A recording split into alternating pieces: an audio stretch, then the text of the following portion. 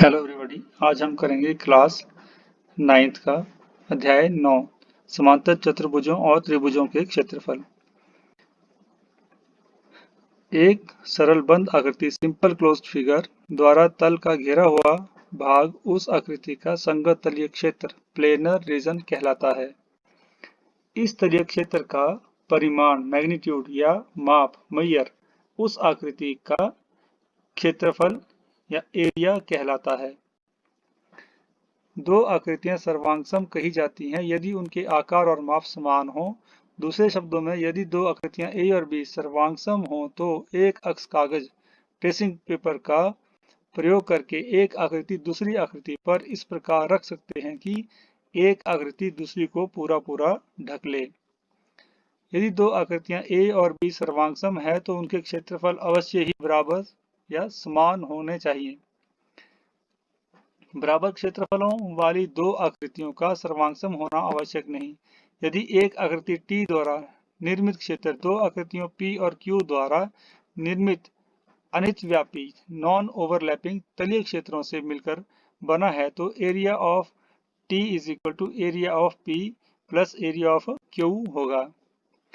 दो आकृतियां एक ही आधार और एक ही समांतर रेखाओं के बीच स्थित कही जाती हैं यदि उनका एक उभयनिष्ठ आधार भुजा हो तथा उभयनिष्ठ आधार के सम्मुख प्रत्येक आकृति के शीर्ष या का शीर्ष उस आधार के समांतर किसी रेखा पर स्थित हो। हम प्रमेय करेंगे। एक ही आधार और एक ही समांतर रेखाओं के बीच स्थित समांतर चतुर्भुज क्षेत्रफल में समान होते हैं। ये हमें एक आकृति दी गई है। देखिए इसमें A, B, C, D, E और F जो है इसमें अलग अलग बिंदु हैं। ये आकृति दी गई है। दो समांतर चतुर्भुज A, B, C, D और E, F, G, H का एक ही आधार DC और एक ही समांतर रेखाओं A, F और DC के बीच स्थित हैं। इनके कौन कौन सी A, F, A, B, C, D और E, F, C, D जो है एक ही आधार है इनका DC और समांतर रेखा कौन सी है DC और AF के बीच ये स्थित हैं।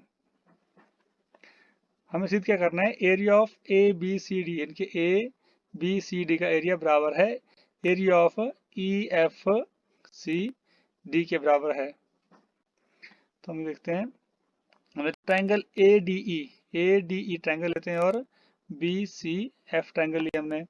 इसमें क्या है angle DAE is equal to angle CBF है। क्यों? क्योंकि AD जो है पैरेलल, AD किसके पैरेलल है? AD is parallel to BC हमें दिया गया है और तिर्यक रेखा AF जो ये AF है ये एक तिर्यक रेखा है तो के संगत कोण है। DAE और CBF जो है तिर्यक रेखा AF के संगत कोण है जहां AD पैरेलल टू है आपका BC है, समांतर है BC के। और angle AED is equal to angle AED is equal to angle BFC। ये क्यों है? क्योंकि ED जो है आपका ED दिया गया है पैरेलल है आपका FC के और AF जो है आपकी वो क्या है तिर्यक रेखा है। इसलिए एंगल ADE जो है आपका BCF के बराबर होगा। क्यों? क्योंकि त्रिभुज के तीनों कोणों का जोड़ 180 डिग्री होता है और दोनों कोण जो आपस में समान है तीसरा कोण भी समान ही होगा। अब साथ ही क्या दिया गया AD इक्वल टू इसके बराबर दिया गया आपका AD इक्वल टू BC के बराबर दिया गया क्योंकि समांतर चतुर्भुज की क्या है ये सम्मुख भुजाएं हैं तो ये समान ही होंगी। तो ट्रायंगल ADE और BCF जो है आपस में क्या है सर्वांगसम है क्योंकि कौन सा नियम लगा एंगल साइड एंगल नियम तथा 1, 2, 1, 3 और 4 के द्वारा हमें ये सिद्ध किया कि ये त्रिभुज आपस में सर्वांगसम है। इसलिए एरिया ऑफ ट्रायंगल ADE बराबर है एरिया ऑफ ट्रायंगल जिसका एरिया होगा वो किसके बराबर होगा एरिया ऑफ ट्रायंगल BCF के क्योंकि सर्वांगसम आकृतियों के क्षेत्रफल क्या होते हैं समान होते हैं। अब एरिया ऑफ ट्रायंगल ABCD हम लिया ABCD का एरिया क्या है आपका area of triangle ADE plus area of EDCB, ये एरिया जो है दो आकृतियों से मिलकर बना है, एक ट्रायंगल ADE है और दूसरा है EDCB। इस आकृति इनको जोड़ के बनेगा triangle area of parallelogram ADCB, ABCD बोल लीजिए आप चाहे ऊपर से। इनके एरिया ऑफ, अब क्या है आपका area of BCF plus area of EDCB, area of BCF plus area of EDCB, क्योंकि दोनों ये जो ऊपर दिया गया था ये बराबर था। देखिए area of ADE equal to area of BCF है, लेकिन ये किसके बराबर हो गया, equal to area of EFCD के बराबर है। अतः समांतर चतुर्भुज ABCD और EFCD क्षेत्रफल में बराबर हैं हमारे। एक और प्रमेय है, एक ही आधार और एक ही समांतर रेखाओं के बीच स्थित त्रिभुज क्षेत्रफल में समान होते हैं। यह हमें आकृति दी गई है, इसमें ये दिया गया हमें, ये समांतर रेखाएं दी गई है और इसके बीच त्रिभुज बने हैं ABC और A'BC। दिया है हमें दो ट्रायंगल ABC और A'BC एक ही आधार BC के ऊपर है, एक ही आधार BC के ऊपर है और तथा एक ही समांतर रेखाओं BC और AA', BC और AA' जो है समांतर रेखाओं के बीच ये स्थित हैं। अब हमें सिद्ध करना है area of triangle ABC is equal to area of triangle A'BC है। रचना में दिया गया B से हमने क्या करना है, BD पैरेलल टू CA लेना है।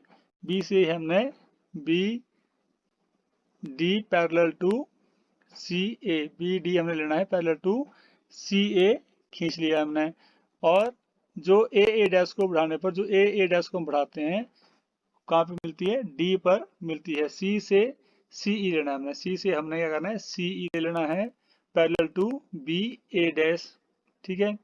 जो A'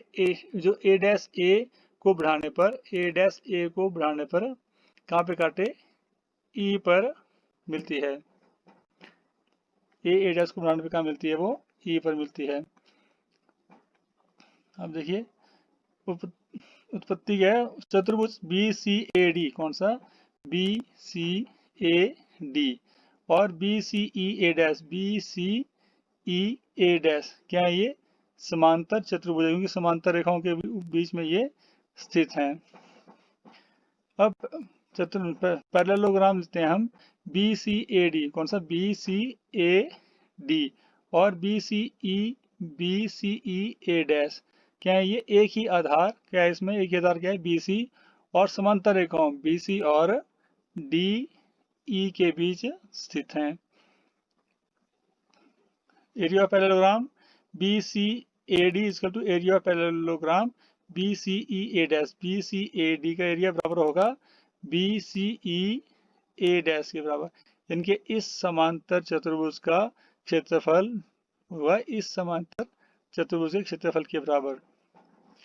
area of parallelogram BCAD is equal to area of parallelogram BCEA', क्योंकि ये एक ही आधार तथा समांतर रेखाओं के बीच जो समांतर चतुर्भुज क्षेत्रफल में क्या होते हैं, समान होते हैं। ये हमने पिछली थ्योरी में हमने किया है।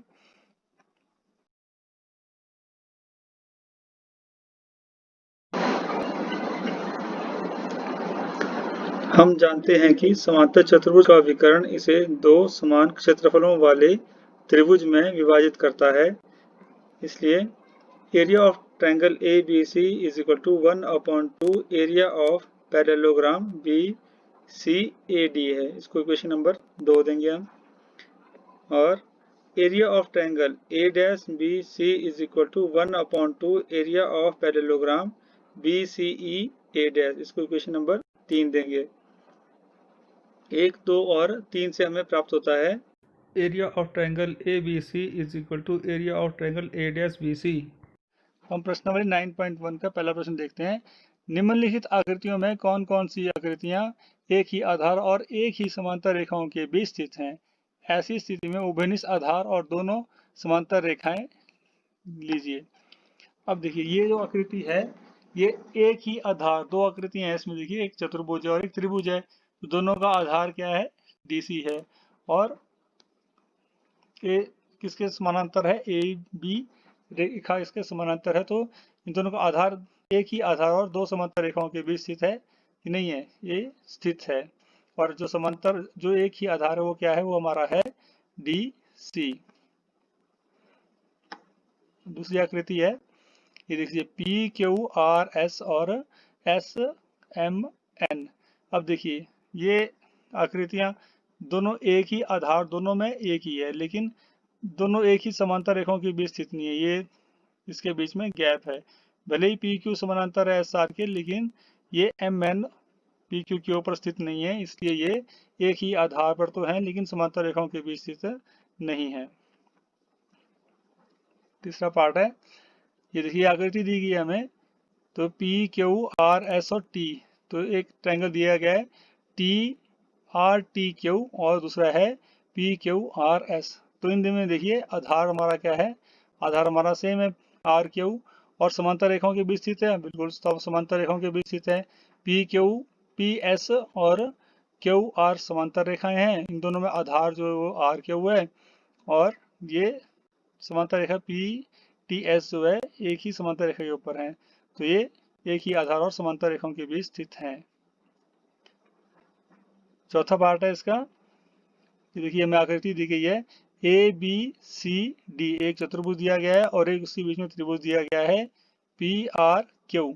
तो देखिए ये दोनों समांतर रेखाओं के बीच तो स्थित है, लेकिन आधार उनका एक नहीं है, एक आधार है BC और जो त्रिभुज है उसका आधार है PPQ। तो ये दो आकृतियां एक ही आधार और समांतर रेखाओं के बीच स्थित नहीं है। पांचवा भाग है, हमें एक फिगर दी गई है, इसमें दिया गया है ADQCPB। देखिए एक ही आधार AD पर स्थित है, दोनों आकृतियां कौन कौन सी,